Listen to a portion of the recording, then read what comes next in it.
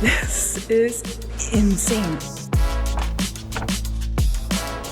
Look at this. Welcome to Munich. We are so excited to show you around this beautiful city for the next 2 days. Wow. We're gonna hit up some of the best things to eat, see, and do here. The biggest sausage I have ever seen. And show you some of the most famous spots, Whoa. as well as some hidden gems that most people don't really know about. We're starting off at Stachus, which is one of the most beautiful squares in the city and the gateway to the old town. This right behind me is the original city gate, which was built in the 13th century as part of the medieval city wall. Right across from it is the Palace of Justice, which honestly looks more like a palace than a courthouse. It's free to visit, incredible on the inside. And just a few minutes from here is the Marienplatz, which is the beating heart of the old town of Munich. This square has been the center of life in Munich for over 850 years now. From festivals to royal announcements and even public shamings, everything noteworthy used to happen right here. Today it is home to some of the absolute best architecture in all of the city, like, for example, the new town hall. The balconies, the spires, the statues, it's just incredible. The reason the architecture here is actually so phenomenal is because after World War II, most of Germany was just bombed flat and cities had to decide how to rebuild. Some cities like Frankfurt went for hyper-modern skylines, but here in Munich, thankfully, they decided to keep the old world charm, and this entire area is just incredible. There's super cozy cafes, lots of restaurants. Now, Germans really love their bread and their pastries. That's why you find bakeries all over the city, even here on the square. And one of the most famous things they have here is the pretzel. You probably know the ordinary one, but we got ourselves the nougat pretzel with almonds and sugar. Wow, that's amazing. We got this at a bakery chain called Richard. They've got this all over town. They even have a pretzel the size of a steering wheel. So if you're really, really hungry, you can get that. If you want to really experience the magic of Bavaria, you have to come to this square at 11 a.m. in the morning or noon, because every day in this giant tower of the new city hall, they play the Glockenspiel.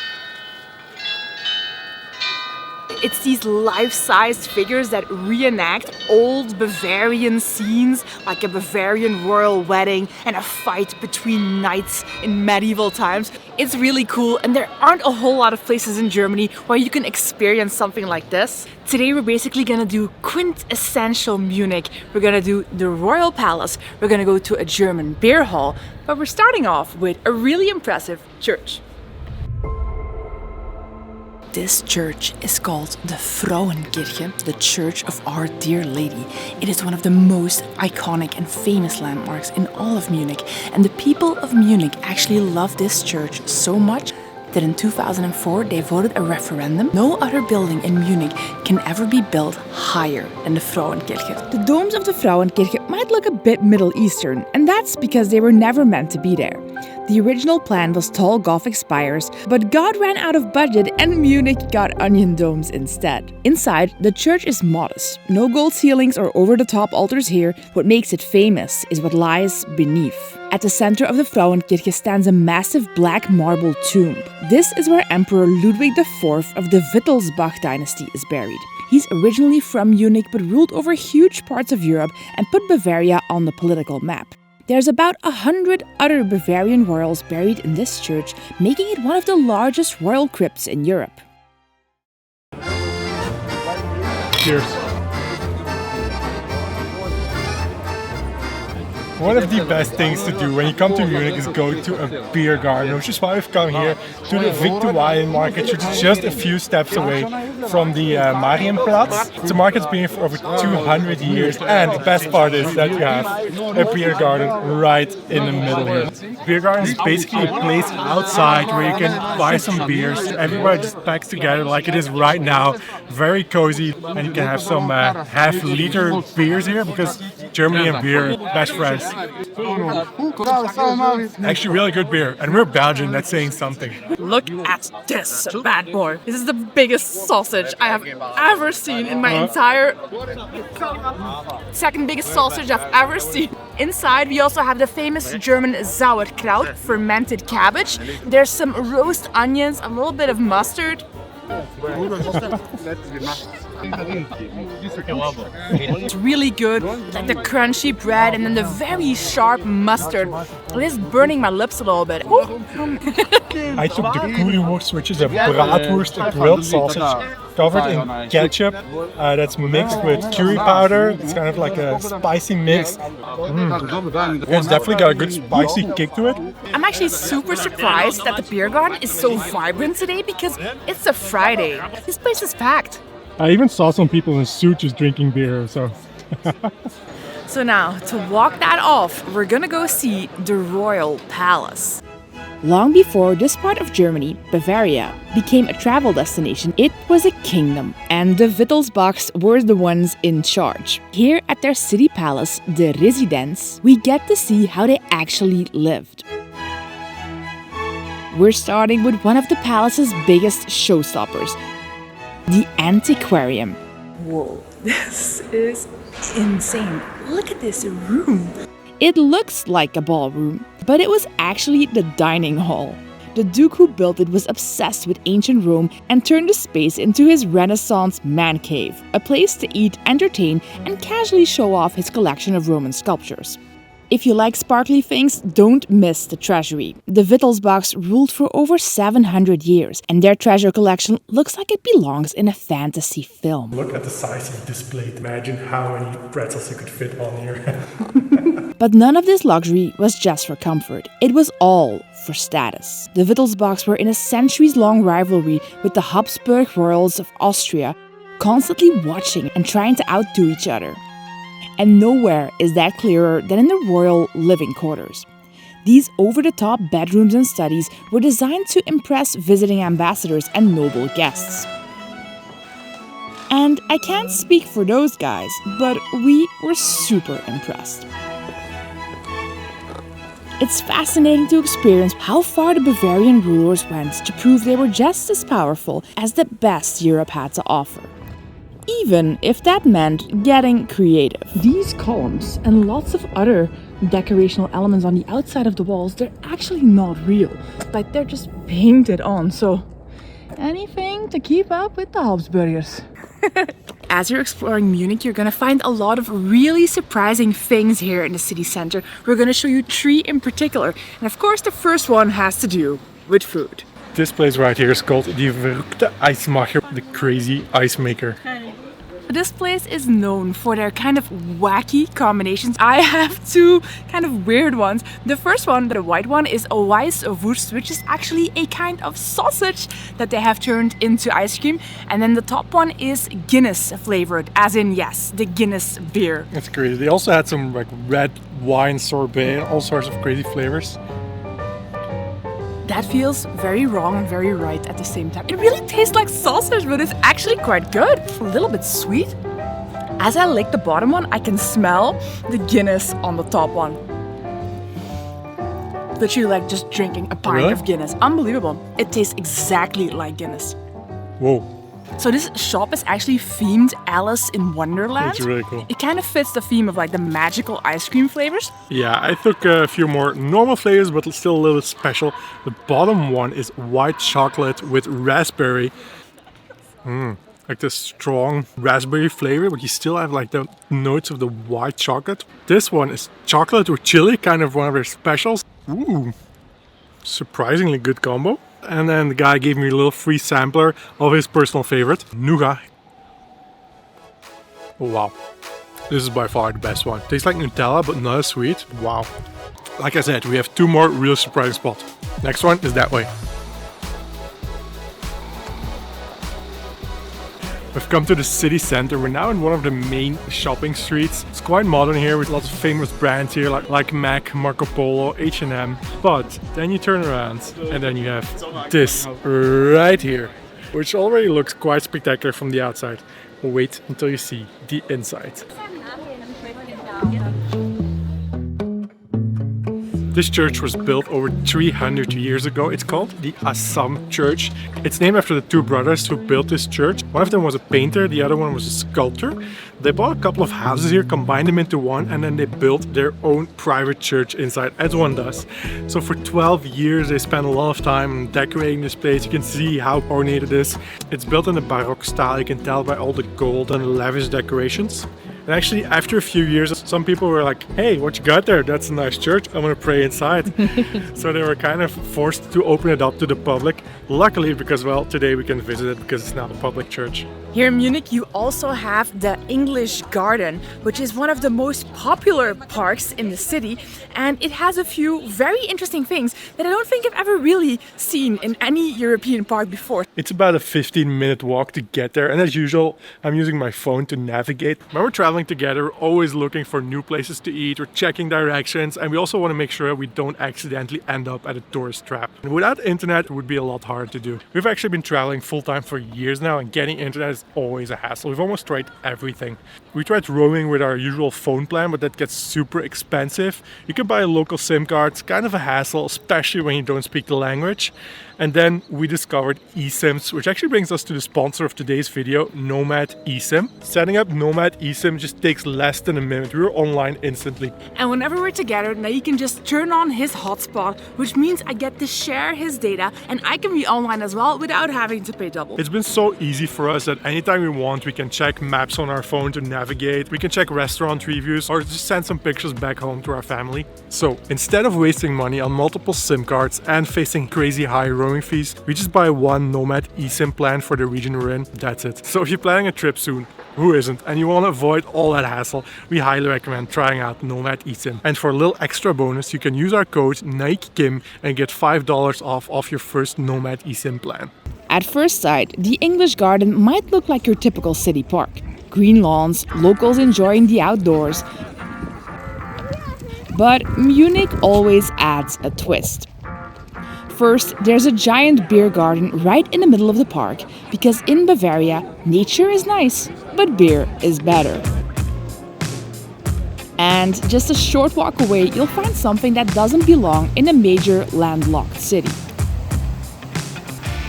Surfers. Not on the lake, not at a beach, but on this river. At the edge of the park, the Eisbach River shoots out from an underground canal, creating a strong, fast-moving wave that stays in one place. It's been a local surf spot for decades.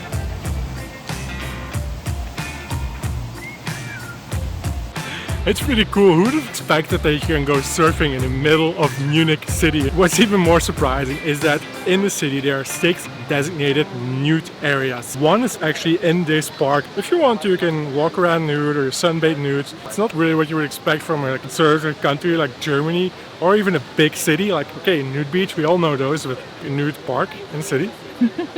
So if you ever visit this park, especially in summer, don't be surprised if you see a little more of Munich than you planned.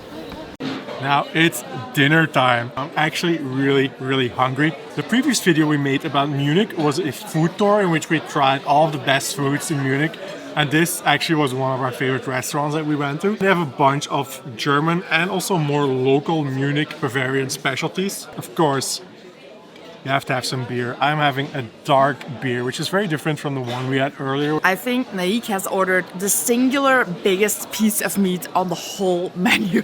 Wow, look at this. This is certainly spectacular. This is a Schweinshaxe, very typical dish from Bavaria.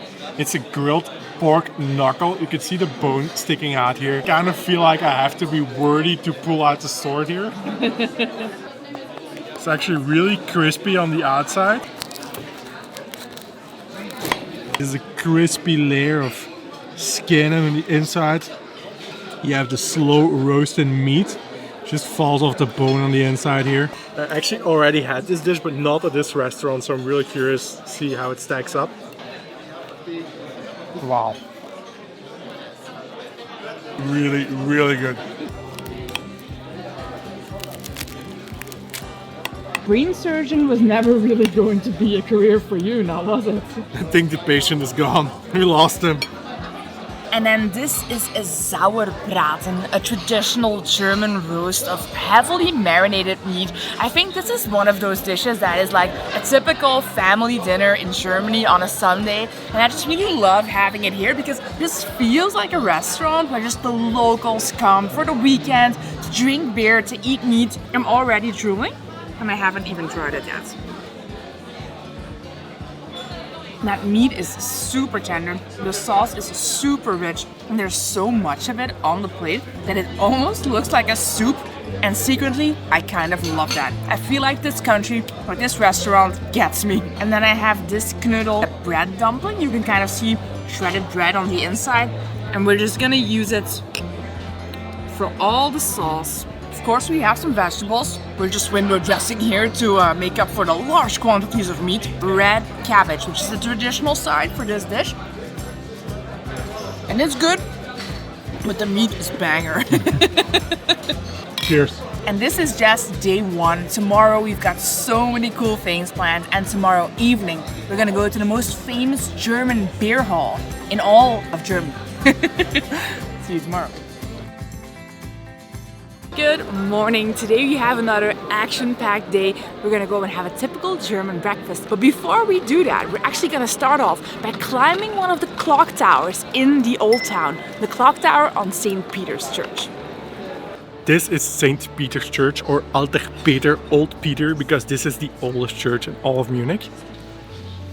Unreal. It looks like a slice of heaven, it really does. Wow. You can see like the high ceilings, the white, and then the gold decorations. Even these statues are all made out of gold.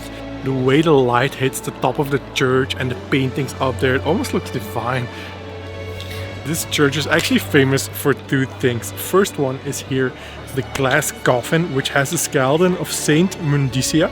She's wrapped in a transparent stocking that's completely covered with gold and jewels. Her face is also really decorated. It almost reminds me a little bit of the Dia de los Muertos in Mexico. And the second thing, according to me, the best thing is that they actually let you climb the clock tower here. This door outside here is where we can climb up the tower. Quite narrow. It's not light size, this tower. Seems you still have a few floors to go. Alright, we made it up the towers, 14 floors up, so it was quite a climb. You gotta work for this here. But once you're up here, it's very spectacular. I love seeing all the little towers from up here. Such a beautiful city. All these beautiful red roofs. You can see people just out and about below. From here you can really tell how big the city of Munich is. Like what we covered yesterday is only such a small part of the Old Town. So today we're gonna go a little bit outside of those limits to see the rest of the city. But first, a brekkie, of course. Alright, it's time for some breakfast. We have come to Café Frischgut. And they specialize in these breakfast pastries. This is probably their most famous one, which is called Schmalzknödel, which is fried dough. It's a thick ring on the outside, very thin on the inside. It has this specific design to be covered in sugar. You know, Germans all about efficiency. Guten Appetit. And this is a Krapfen, which is a Bavarian-style donut. Cover it in sugar, and on the inside we have a filling. I think this one is with red fruit. Apricot on the inside. It's this really nice jam. It's not too sugary, because there's already sugar on there. It's really, really good. I like this. We also took a third one, because I mean... Whoa. Is that cherries in there? The bottom is a bit caramelized from baking it. I would say this is a whim.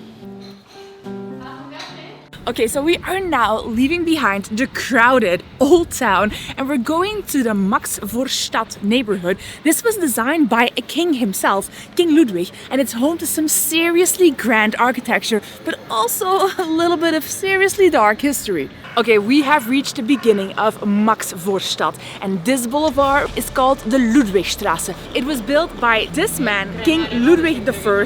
Someone on the internet said the construction of this street marked the transition from Munich being a medieval town to it being a city fit for kings. With the grand neoclassical buildings, the old European charm, we're gonna walk to the end to the Siegestor.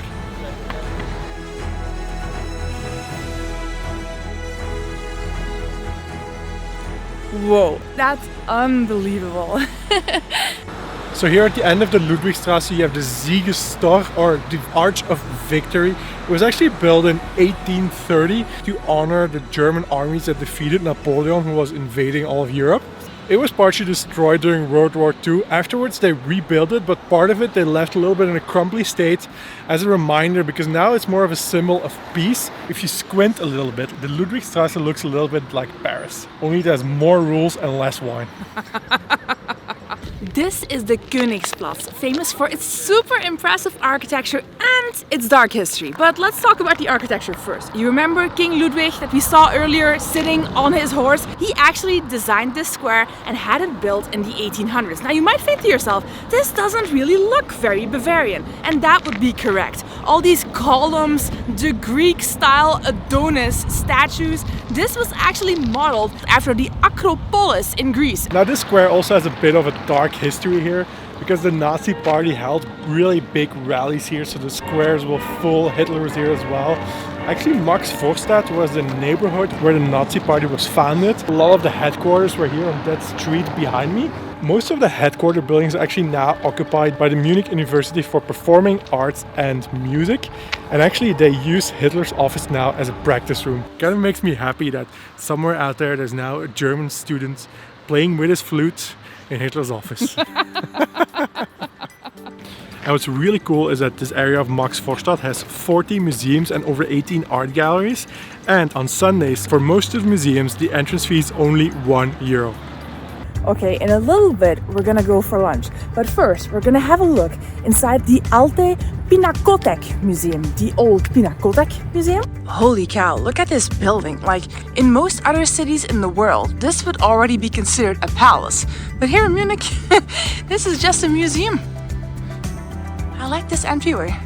The Alta Pinakothek is home to over 700 European masterpieces, paintings by the greats of Germany, Italy, Spain, France, the Netherlands and Belgium, all under one roof from the 14th century onwards. But my favorite, the Rubens room. Oh my god. At its center is the Last Judgment, a 6-meter tall explosion of color and drama showing the final day of reckoning. The blessed rise to heaven to feast on golden pretzels, while the damned are dragged into hell, where a buffet of vegetable side dishes awaits. I can't believe that there's hardly anyone here. Unbelievable. Unlike other museums like the Louvre, where you're packed in like sardines, there are no crowds here. Just you and some of the greatest art Europe has ever produced. So Naick actually did not come with me. He found himself a beautiful bench in the sunshine and he was like, I'm not sure if I want to be inside on a beautiful day like this. Hello, sir. It was amazing. I did bring you a cappuccino. How was the sunshine? Really nice, actually. I enjoyed it. Just sitting here, relaxing for a little bit. Time for some lunch. We've come to Atzinger Wirtshaus. Germany actually has a really big lunch culture. As you can see, like, this place is packed. They eat their biggest and heaviest meal of the day during lunch. In the evening, they just eat bread with some charcuterie or some cheese. And because of that, most restaurants actually have great lunch deals. This dish just costs €10, which is a steal. It's also because this is a less touristy neighborhood. It's like more where the locals are. This is called schnitzel. It's breaded pork. You can squeeze it with a little bit of lemon. It's actually pounded very thin, then breaded and deep fried. I think it's a little bit dry. I once had a version with some cream sauce on top, which was even better actually. And then the most typical German side dish are Bratkartoffeln. Roasted potatoes have been roasted in the oven together with some onions, sometimes some bacon, caramelized a little bit. Wow. So we've been in Germany for a few weeks now, and as much as I love all the meat here, I've been kind of lacking in vegetables. So this is basically mushrooms in cream sauce. It looks so rich, so delicious. And then you have this knödel to go with it. We had a bunch of knödels here already. Whoa, really, really good. You should probably have some of this for your schnitzel. And to drink, I have something super typical German. This is called Apfelschorle. You know how sometimes you have apple juice and it's like almost syrupy in terms of texture? It's not really something you can have with a meal very easily. Here in Germany, they take some apple juice and then they add sparkling water to it. Cheers. Oh my god, it's super refreshing. I love how it's a little bit sparkly. So the plan for the rest of the day, this evening we're gonna head to the most famous German beer hall in all of Munich. We're gonna have a little bit of a party, but before we do that, we're gonna head to a more local neighborhood, a little bit of a hidden gem that a lot of people don't know about. Munich city center is super walkable. I'd say most of the major sites are within 10 minutes of the Marienplatz, but since we're heading a bit further out, it's time to hop on the underground. The Munich U-Bahn moves around 450 million people every year. And since the Germans are the one doing the organizing, it runs like clockwork. Oh, right as we leave the underground, immediately it looks like we're in a totally different city. It almost feels as though we're in Paris. So this neighborhood is called Heidhausen, which is a more local neighborhood. It's actually just across the river from the city center. You can definitely see it's like a very different vibe here, different architecture. It's a little bit more relaxed than... a little bit more quaint and not as imperial, fancy looking. Yeah, I mean, look at that. Like, you also have a little bit of the wooden elements here that you have in some other parts of Germany too. Sorry, cool. I saw a sign that says Wienerplatz and I thought Wiener as in Wiener Square, but it's Vienna. Vienna, yeah. Wiener is the German word for Vienna. We've now made it to what is said to be the most beautiful street in all of Munich. You can see it's definitely a very, very different vibe here. It's called the Preisingerstraße. The moment you enter this street, it's like the sounds of the big city of Munich just fade away in the background.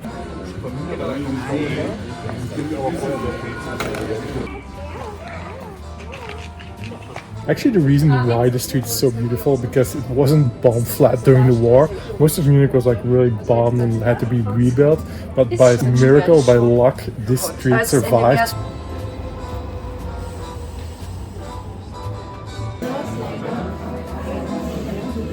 Interesting.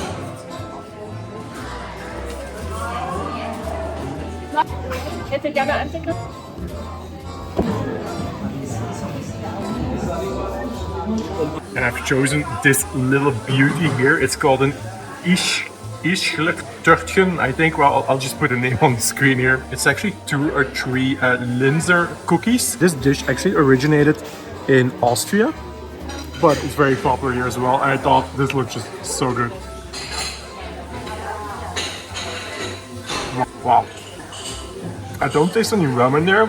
There's definitely chocolate and some red fruit jam in there as well. That is really good. So we're now gonna go to the Hofbrauhaus, that great German beer hall. We are making a quick pit stop at the Angel of Peace. It is a 6-meter golden statue of an angel that stands on top of this column. It overlooks the skyline of Munich.